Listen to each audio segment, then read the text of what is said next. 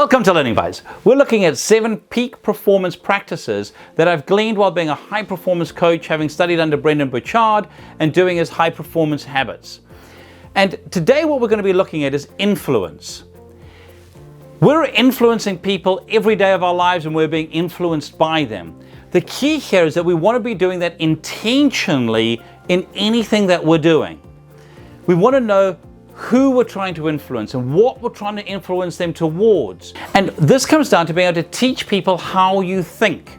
Show people your logic and your reasoning in a way that they're able to grasp, understand, and buy into. Inside of influencing, one of the key things that influencers do is that they influence people to grow, that they challenge people in a healthy way that helps people to become more than they currently are. This means that they themselves and you yourself, as you want to influence other people, need to be a role model for what it is that you're trying to influence. The word influencers has become very popularized with social media, and there's so many influencers on the web all trying to influence you in one way or another and focusing on their skill set or their little niche area that they work in and that they develop. Are you clear in your space around what type of influence do you want to be on the people in your life? Are you being the person you want to be for the people that you're surrounded by every day, the people who look to you, for example? I've seen the power of influence and of influencers in social media, because when people read and watch and listen to a lot of one particular thing, what they feed themselves today becomes their words and actions tomorrow. And so you can often tell what's influenced somebody by what they're saying and doing with their everyday, with their lives.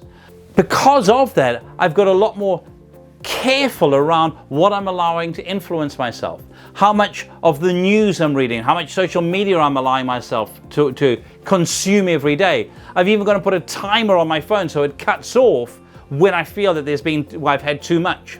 If you're a parent, you would have seen the power of influence, because your kids will often be copying you in your words and your actions and your behaviors. Are you clear around how you want those around you to be behaving? Some questions for you. Are you being deliberate in what you are consuming and allowing to influence you? What impact do you want to have on others and on the world around you?